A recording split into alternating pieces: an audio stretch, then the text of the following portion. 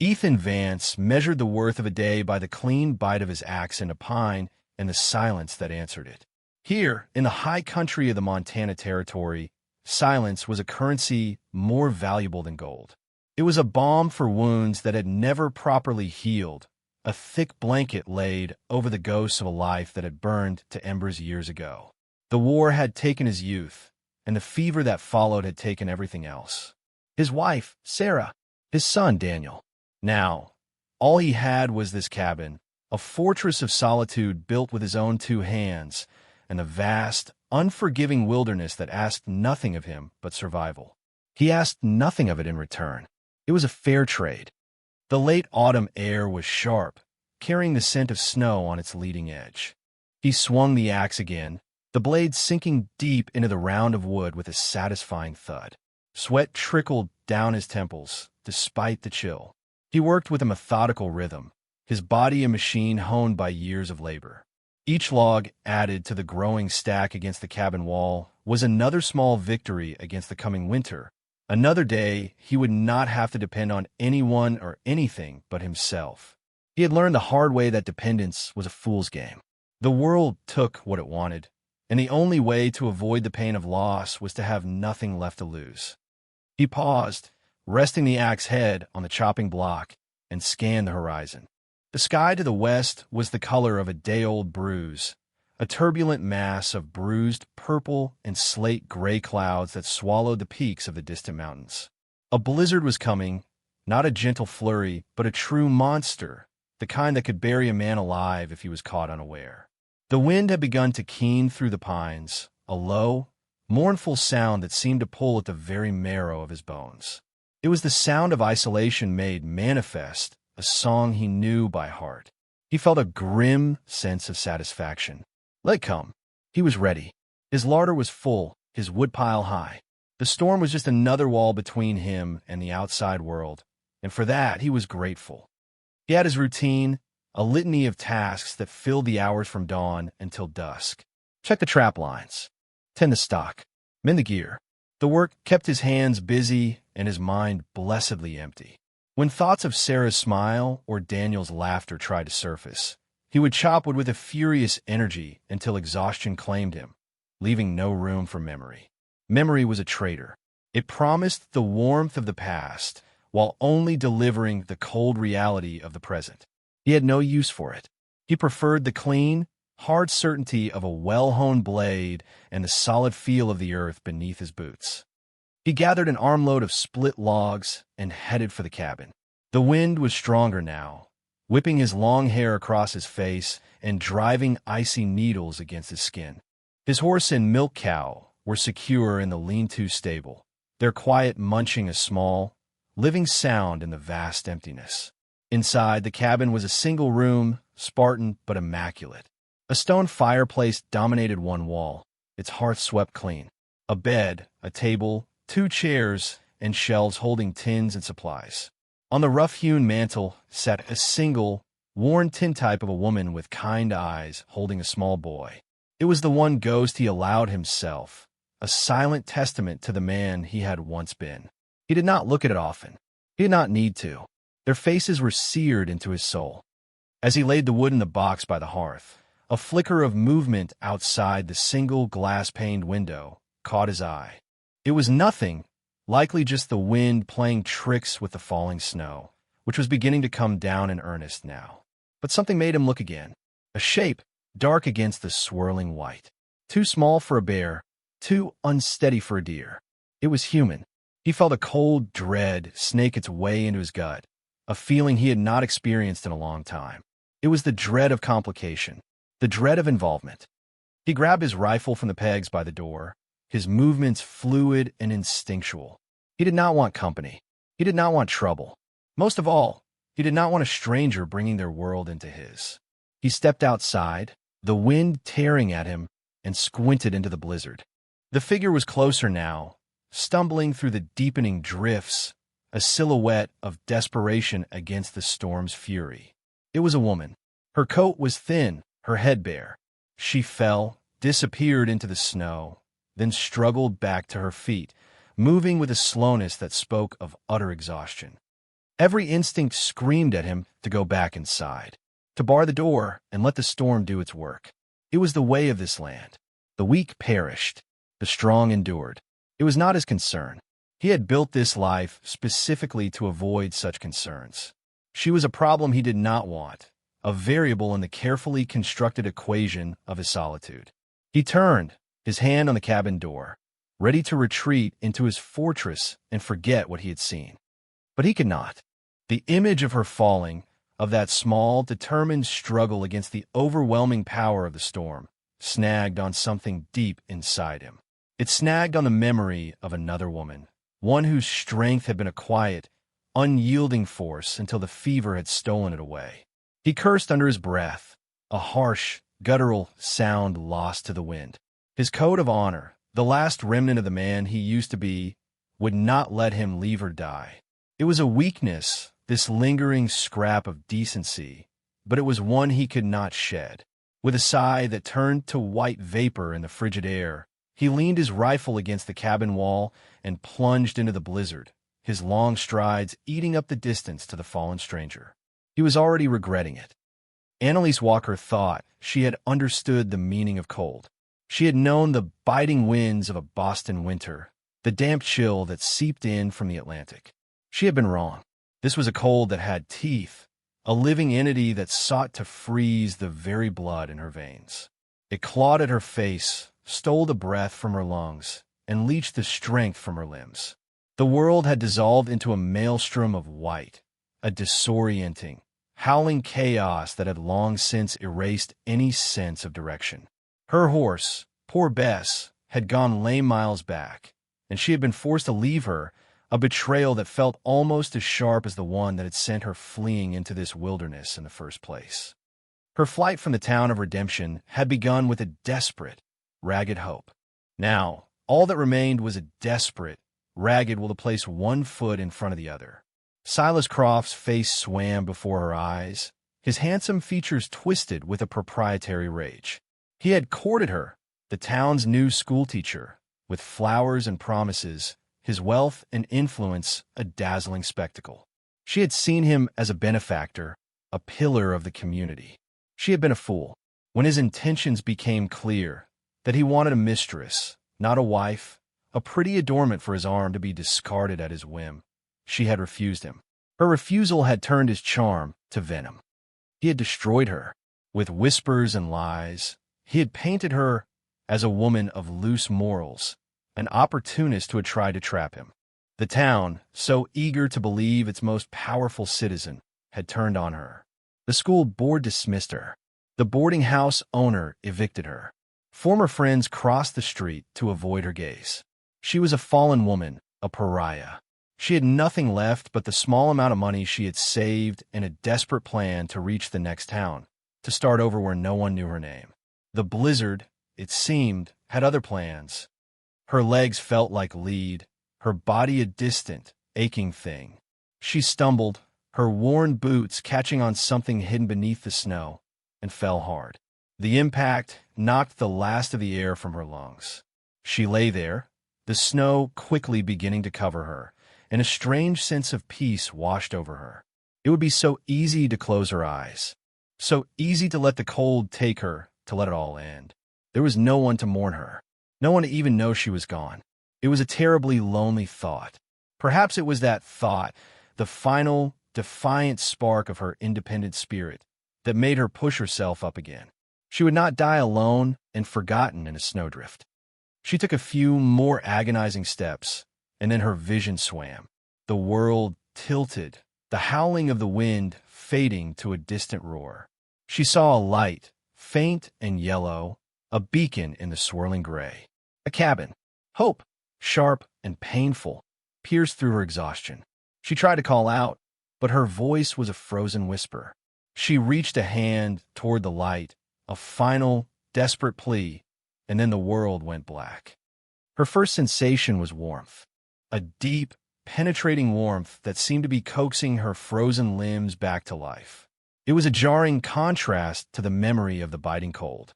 She was lying on something soft, a bed of some kind, covered by a heavy wool blanket and what felt like a buffalo hide. A fire crackled nearby, its light flickering against her closed eyelids. The air smelled of wood smoke, coffee, and something else, something clean and masculine like pine and winter air. She was safe. The realization was so profound, so overwhelming, that it brought tears to her eyes. She forced her heavy eyelids to open. The cabin was small and rustic, the walls made of chinked logs that were dark with age. It was a man's space, stark and practical, yet there was an orderliness to it, a sense of purpose in the neatly stacked wood, the clean-swept floor, the polished rifle hanging on the wall. Her gaze fell upon the man standing by the hearth. He was tall and broad-shouldered, his back to her as he stirred something in a pot hanging over the fire.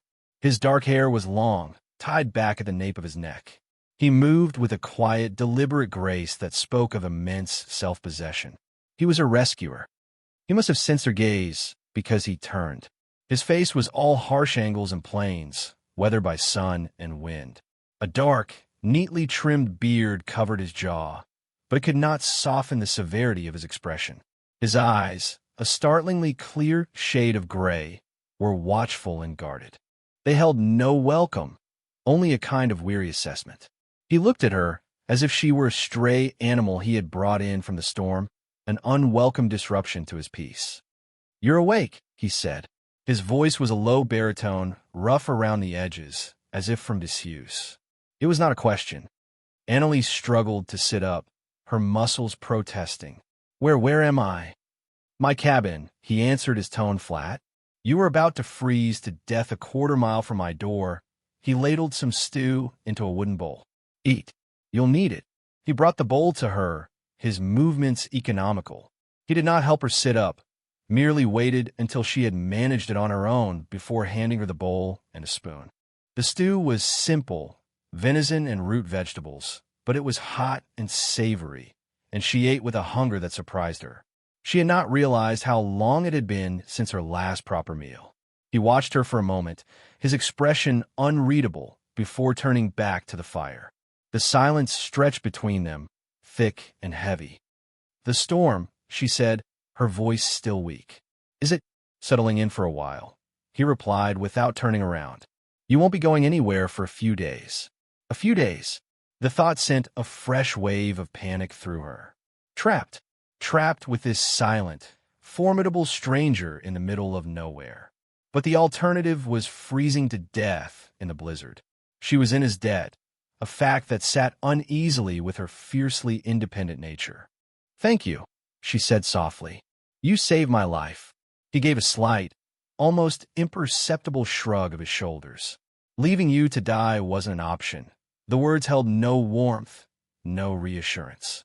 They were a simple statement of fact, an admission of some personal code he was bound to follow, whether he liked it or not. It was clear he did not like it. She finished the stew, the warmth spreading through her, chasing away the last of the deep chill. She set the bowl on the small crate beside the bed. She had to prove to him that she would not be a burden. That was important. She had spent her life trying not to be a burden on anyone. "My name is Annalise Walker," she offered, hoping to break the oppressive silence. He turned from the fire again, his gray eyes meeting hers. There was a long pause, as if he were debating the wisdom of sharing even that small piece of himself. "Ethan Vance," he said finally, and then he turned back to the fire, the conversation, such as it was, clearly over. Annalise pulled the heavy blankets tighter around her, feeling the profound weight of his isolation. She was an intruder in his sanctuary, and she did not know if she would ever be welcome. The blizzard raged for 3 days, a relentless assault of wind and snow that sealed them inside the small cabin as if it were the last outpost in a dying world. The sound of the wind became a constant companion, a howling beast that clawed at the walls and moaned down the chimney. For Ethan, the storm was a familiar presence, an old friend that reinforced the rightness of his solitude. But with the woman here, it felt different.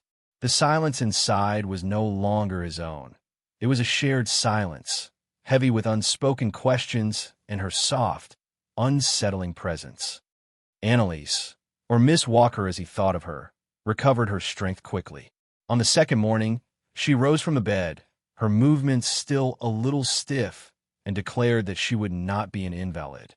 He had watched, a silent observer from his chair by the fire, as she took stock of the small cabin. He expected complaints, or perhaps the helpless fluttering of a city woman unused to hardship. He got neither. Instead, she found his spare sewing kit and, with nimble fingers, began to meticulously mend a tear in one of his shirts. The tiny, even stitches were a testament to a practiced skill that seemed at odds with her fine-boned features and educated speech. She insisted on helping. She swept the hearth, tidied his meager supplies, and took over the cooking. His own meals were functional affairs, designed for sustenance alone. She transformed his salted meat and dried beans into savory stews, his coarse flour into passable biscuits cooked in a skillet over the fire. She did not chatter or ask intrusive questions. She worked with a quiet dignity that slowly, grudgingly, earned his respect. He found himself watching her, the way she tucked a stray strand of dark hair behind her ear, the focused frown she wore when kneading dough. These small, domestic acts were ghosts of a life he had long since buried, and their resurrection was deeply unsettling. One evening, after their silent meal, she did something that breached his defenses more effectively than any words could have. She found his small stash of coffee beans, ground them with the butt of her knife against a flat stone, and boiled a pot of coffee. The rich, dark aroma filled the cabin, a scent so intimately tied to mornings with Sarah that it was like a physical blow. He had not made coffee for himself in 5 years. It had been her ritual, her small morning pleasure. She poured the steaming liquid into 2 tin cups and handed one to him. "I hope you don't mind," she said softly. "I thought it might be a comfort." He took the cup, his fingers brushing against hers. A jolt, unexpected and sharp, shot up his arm. He pulled his hand back as if burned. He saw a flicker of surprise in her eyes before she masked it. He retreated to his side of the hearth, the cup warming his hands, and stared into the flames. "A comfort," she had said. It was anything but. It was a torment, a reminder of the warmth, the companionship, the simple, shared moments that he had sworn off forever. They drank in silence, the only sounds the crackling of the fire and the howling of the wind. It was a fragile truce, a shared moment of domesticity that felt both dangerous and deeply, achingly welcome. The storm finally broke on the 4th day, leaving behind a world remade in dazzling white. The snow was piled in massive drifts against the cabin, and the sky was a brilliant, cloudless blue. The silence that descended was absolute, a pristine quiet that felt as if the world were holding its breath. But the peace was short-lived. The deep snow meant they were still trapped. It would be days, maybe a week, before travel to town was possible. The thought filled Ethan with a familiar sense of dread. The complication of her presence was not over. It was just beginning. They fell into a routine born of necessity. He would spend the day outdoors, clearing paths, checking on the stock, and hunting. The physical labor was a release, a way to burn off the restless energy that coiled in his gut whenever he was near her. She, in turn, managed the cabin, turning it from a stark shelter into something that felt perilously close to a home. She washed their clothes, aired out the bedding, and always had a hot meal waiting when he returned, his body aching from the cold and the work. He started noticing things. The way the afternoon sun, slanting through the window, illuminated the dust motes dancing in the air and caught the reddish highlights in her dark hair. The soft cadence of her breathing as she slept in the bed while he took his watch in the chair by the dying fire. He noticed the quality of her worn dress, the fine wool and delicate stitching suggesting a life far removed from this harsh frontier. And he noticed the sadness in her eyes, a deep, abiding sorrow that she tried to hide behind her quiet competence. One night, the cold was particularly bitter. They sat by the fire, the flames casting long, dancing shadows on the log walls. The silence was comfortable now, a familiar blanket. Annalise was staring at the mantel, at the small, framed tintype of Sarah and Daniel. He had been waiting for this, dreading it. "Your family?" she asked, her voice barely a whisper. He tensed, his first instinct to shut down, to give a curt nod, and end the conversation. But something in her gentle tone, in the genuine, sorrowful curiosity in her eyes, held him back. He had not spoken their names aloud to another living soul in 5 years. Perhaps it was the isolation, perhaps it was her quiet strength, but the words, long dammed up inside him, began to flow. "My wife, Sarah," he said, his voice thick, "and our son, Daniel." He picked up the tintype, his thumbs stroking the cool metal frame. "I was away, at the war. I thought I was fighting to keep them safe." A bitter, humorless laugh escaped him. "A fever came through the valley. Took them both in less than a week.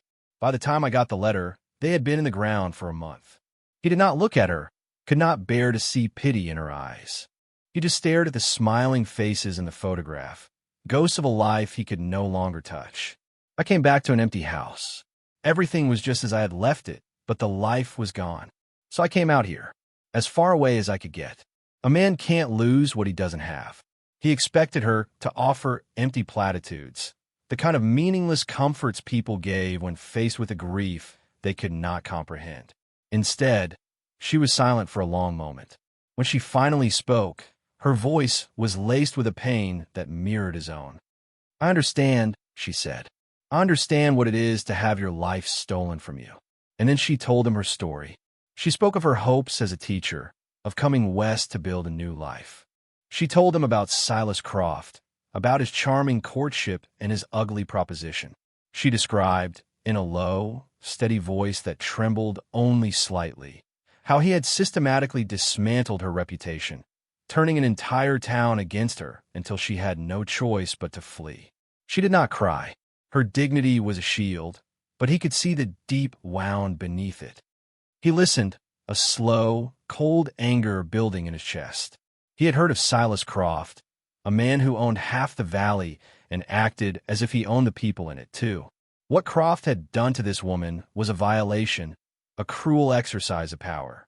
When she finished, he looked at her, truly looked at her, and saw not a fallen woman or a helpless victim, but a woman of incredible strength and integrity. A woman who had chosen ruin over dishonor. She was like him. She was a survivor. In that moment, something shifted between them. The chasm of their separate griefs was bridged by a shared understanding. He was no longer just her reluctant rescuer, and she was no longer just a stranger he had saved. They were two wounded souls, finding a flicker of solace in the company of the other. The knowledge was terrifying. The feeling she stirred in him, protectiveness, admiration, a deep and unsettling tenderness, were a direct threat to the numb peace he had cultivated for so long. He began to withdraw. He became gruffer, his answers to her questions shorter. He spent more time outside, even when the work was done, finding excuses to stay away from the warmth of the cabin and the pull of her presence. It was a battle, a war waged within himself. His mind screamed at him to maintain his distance, to remember the pain of loss, to push her away before the bond became too strong to break. But his heart, a stubborn, long-dormant thing, was no longer listening. It was drawn to her light, to the quiet resilience that had survived the storm, both outside and within. He was losing control, and the thought scared him more than any blizzard. When the snow had melted enough for travel, Ethan knew he could no longer put it off. He needed supplies, and he needed to know what was happening in Redemption. He needed to know if Silas Croft was still looking for Annalise. He tried to convince himself that it was a practical concern, a matter of her safety before he could send her on her way. He refused to acknowledge the deeper, more personal reason. The thought of Croft laying a hand on her filled him with a possessive fury that was as foreign as it was powerful. He told her he was riding to town. He saw the flicker of fear in her eyes, the fear of being left alone, and the fear of what he might find. "Stay inside. Keep the door barred. I'll be back before nightfall," he commanded, his tone harsher than he intended. It was a clumsy attempt to re-establish the distance between them, to remind them both that this was a temporary arrangement. The ride to Redemption was cold and slow, the trail still thick with slush and mud. The town was just as he remembered it. A single muddy street lined with false-fronted buildings, a place teeming with the kind of gossip and petty cruelties he had come west to escape. He tied his horse in front of the general store, his senses on high alert. Inside, he was gathering flour and salt when the door swung open, bringing with it a blast of cold air and the man he had hoped to avoid. Silas Croft entered, flanked by two hard-faced men who had the look of hired guns. Croft was handsome in a predatory way, dressed in a fine wool coat that was out of place in the rustic store. He moved with an arrogance that announced his ownership of everything and everyone he saw. His eyes scanned the store and landed on Ethan, a flicker of recognition in them. "Vance," Croft said, his voice smooth but with an undercurrent of steel. "Didn't expect to see you down from your mountain. Needed supplies." Ethan grunted, not looking at him. Croft strolled closer, his men fanning out behind him. "Heard a strange rumor," he said conversationally. "Heard you pulled some stray out of the blizzard a week or so back." "A woman." Ethan's blood ran cold. He kept his face impassive, carefully measuring out a scoop of beans into a sack. Every instinct told him this was a dangerous moment. "Just a deer," he said, his voice flat and even. "Storm took it. Good meat." He turned to face Croft, his gray eyes as cold and hard as river stones. He let the silence hang in the air, a direct, unspoken challenge. He was not a man to be intimidated, and he wanted Croft to know it. Croft studied him for a long moment, a smug smile playing on his lips. He clearly did not believe him, but he also saw the unyielding resolve in Ethan's stance. "A deer," Croft repeated slowly, his smile widening. "Well, if you happen to see a different kind of stray, dark hair, blue eyes, answers to the name Annalise, you let me know. She's misplaced property, and I always collect what's mine." The casual, possessive way he spoke her name sent a white-hot spike of rage through Ethan. It took every ounce of his self-control not to drive his fist into Croft's smiling face. Instead, he simply held his gaze. "I'll keep an eye out," he said, his voice dangerously quiet. He paid the storekeeper, gathered his sacks, and walked out of the store without another word, feeling Croft's eyes on his back the entire way. The ride back to the cabin was a blur of cold fury. Croft knew. He might not have proof, but he suspected, and a man like Croft would not let it go. Annalise was not safe. The lie he had told was only a temporary shield, a flimsy barrier that would soon be breached. By the time he reached the cabin, the sun was setting, painting the snow-covered peaks in hues of orange and pink, a beautiful facade on a dangerous world. He found Annalise pacing the small floor, her face pale with worry. The moment she saw him, a wave of relief washed over her features, a relief so profound it made his chest ache. He had become her safe harbor, a role he had never wanted but now could not bear to relinquish. He told her everything. He told her about the encounter with Croft, about the thinly veiled threats, about the chilling way Croft had referred to her as misplaced property. He watched as the color drained from her face, her hard-won composure crumbling. She sank into a chair, her hands trembling. "He won't stop," she whispered, her voice filled with despair. "He will never stop." "No," Ethan agreed, his voice grim. "He won't."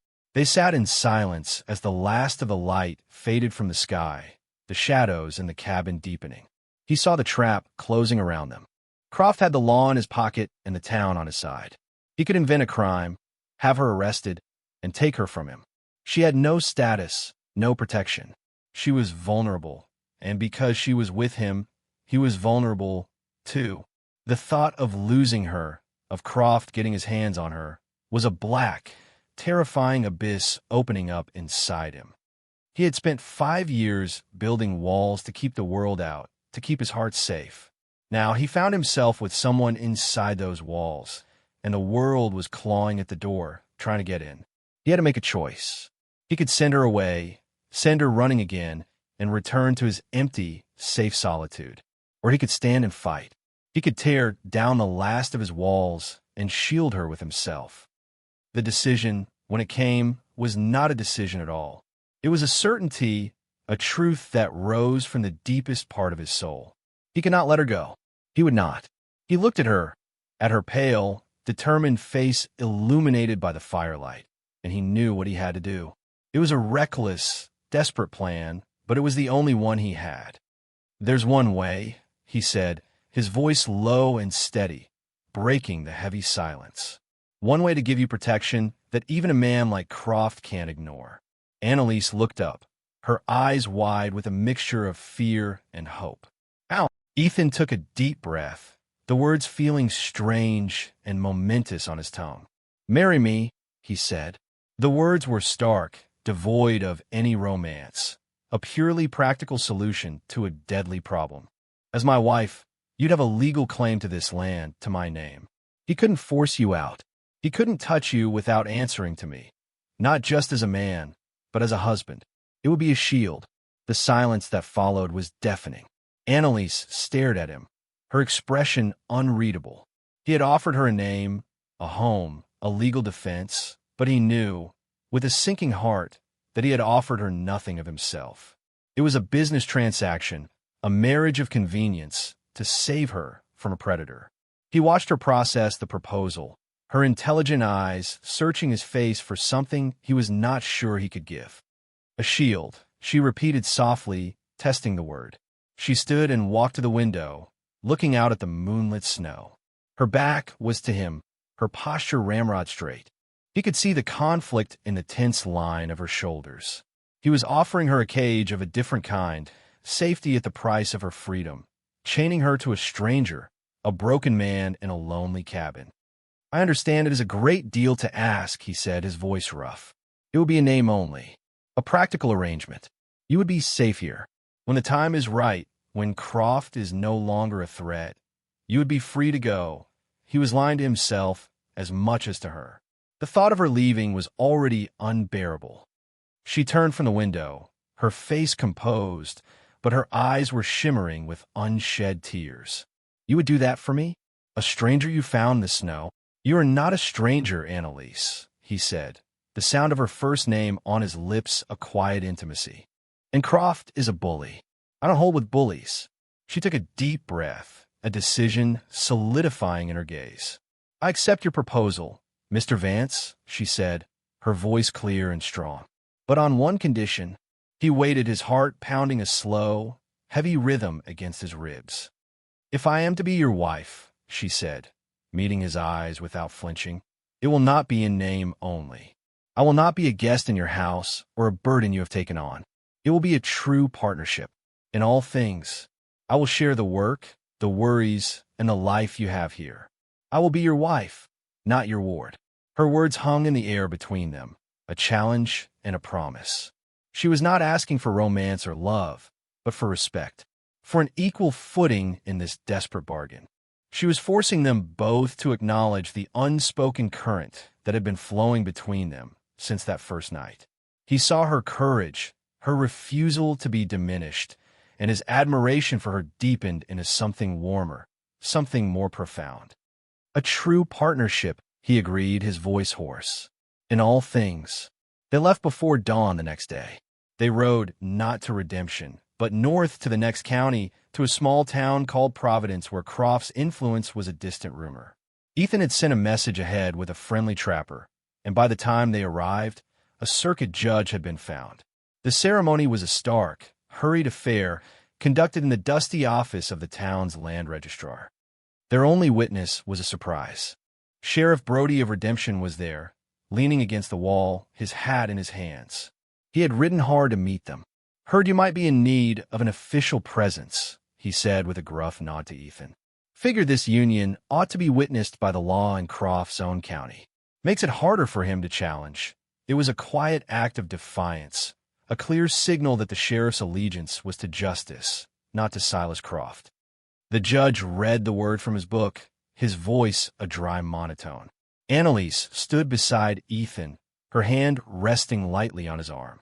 She was wearing her only dress, which she had carefully washed and pressed. She looked beautiful and terrified and resolute all at once. When the judge prompted him, Ethan's voice was steady as he spoke his vows. He was vowing to protect her, a promise he had already made to himself in the depths of his heart. When it was her turn, her voice was a clear, firm whisper that filled the small room. "You may kiss the bride," the judge announced, looking relieved to have the business concluded. Tom seemed to slow down. Annalise turned to him, her blue eyes searching his. This was the moment the pretense became real. He was her husband. She was his wife. The weight of it, the impossible reality of it, settled over him. He hesitated, then leaned down and gently pressed his lips to hers. It was a brief, chaste kiss, but it was electric. It was the taste of coffee on a stormy night, the scent of wood smoke, the feeling of coming home after a lifetime in the wilderness.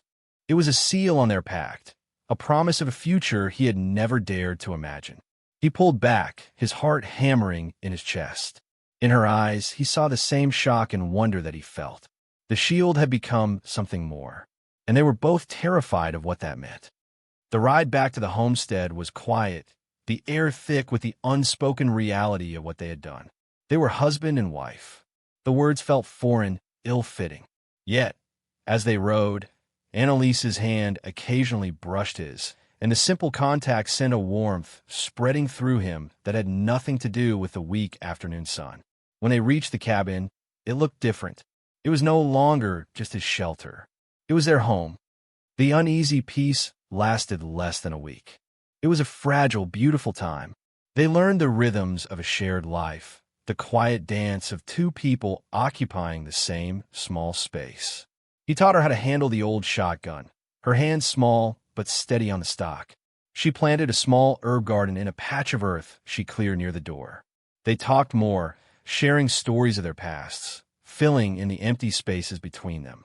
The specter of Silas Croft was a constant shadow, but in the small circle of light cast by their hearth, they found a tentative happiness.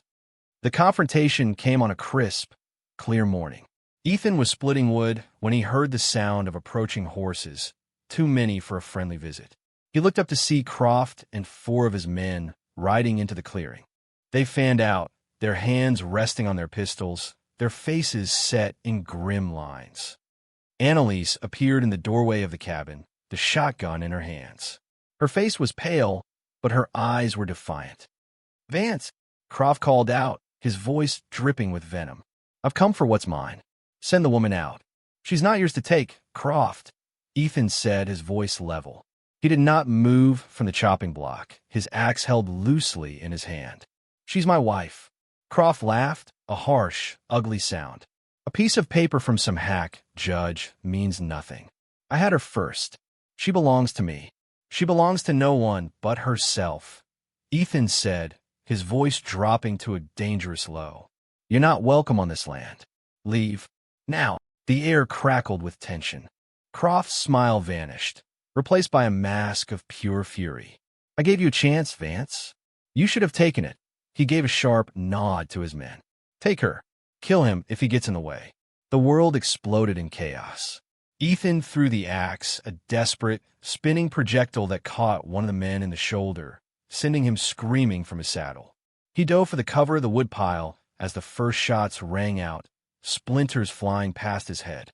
He pulled the pistol from his belt and returned fire, the loud crack of the gun echoing through the valley.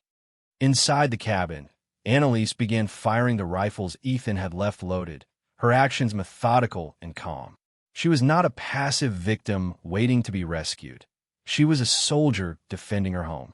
She laid down a steady, covering fire that kept Croft's men pinned down.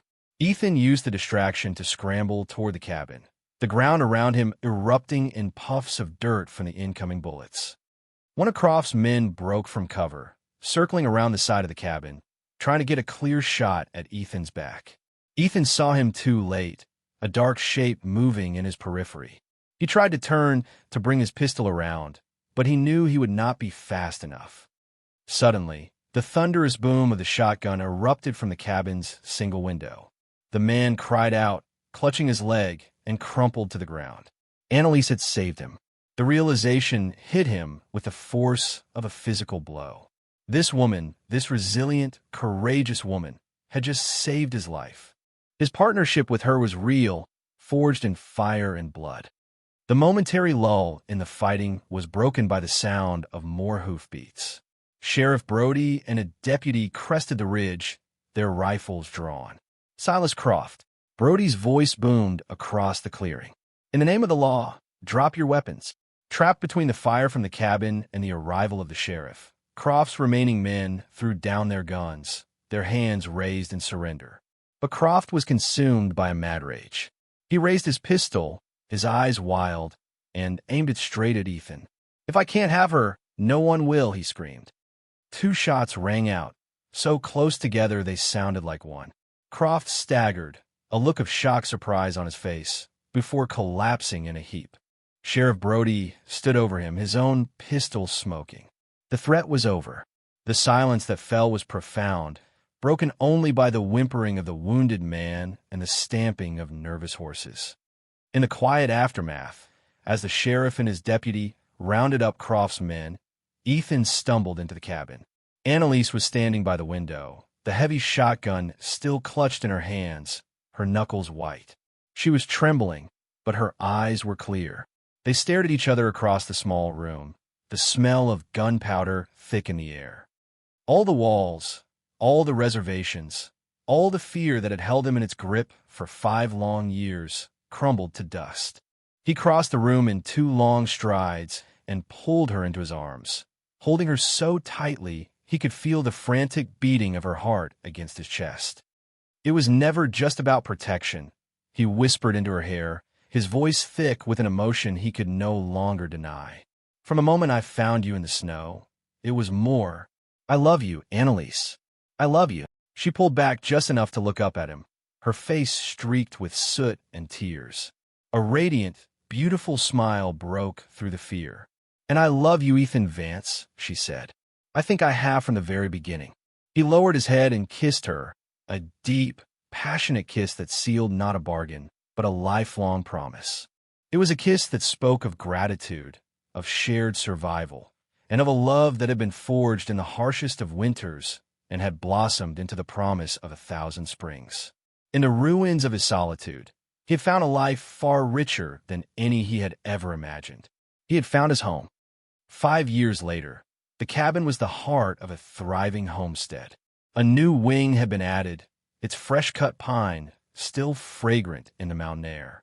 A larger barn stood sturdy and proud against the skyline, and fenced pastures stretched across the meadow where Ethan had once found a woman half frozen in the snow.